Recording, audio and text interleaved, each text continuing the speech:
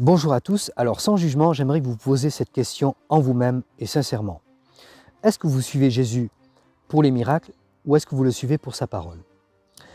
Alors ce n'est pas parce que tu es chrétien, que tu pries au nom de Jésus, que tu chasses des démons en son nom, que ça veut dire que Dieu est avec toi.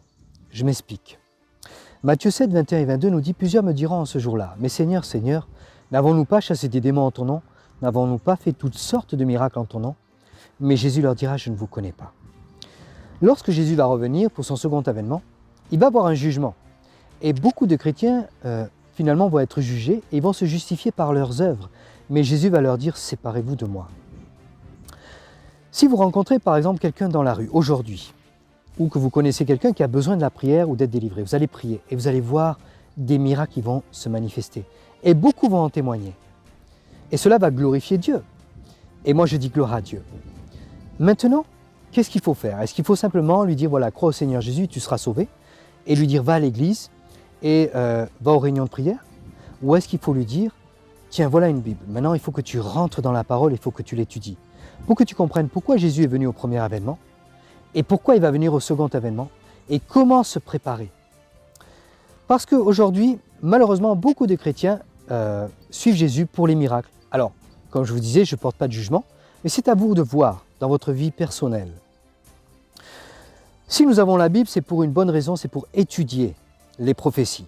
Les Juifs de Bérée, ils examinaient, c'est-à-dire ils étudiaient jour et nuit les prophéties de l'Ancien Testament afin de voir si Jésus était vraiment le Messie et si c'était vraiment conforme aux prophéties qui avaient été annoncées.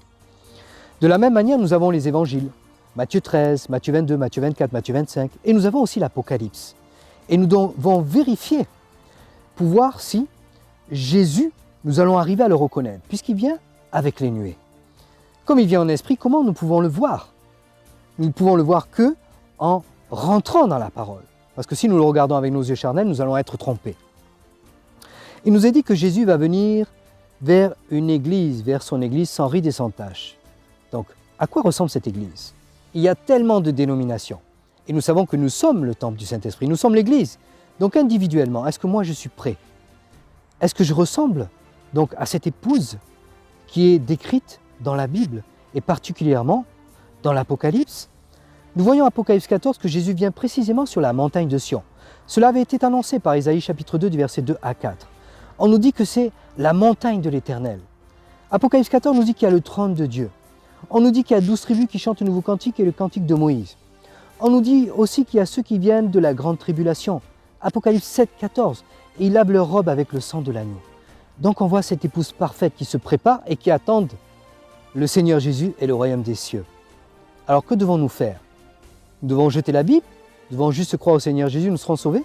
Ou nous devons étudier et examiner les prophéties afin de voir si nous serons capables de reconnaître le Jésus et si nous n'allons pas faire la même erreur qu'au premier avènement? Aujourd'hui, malheureusement, beaucoup de pasteurs induisent en erreur le peuple de Dieu. C'est pour cela qu'il faut rentrer dans la parole. Je vous encourage à faire cela.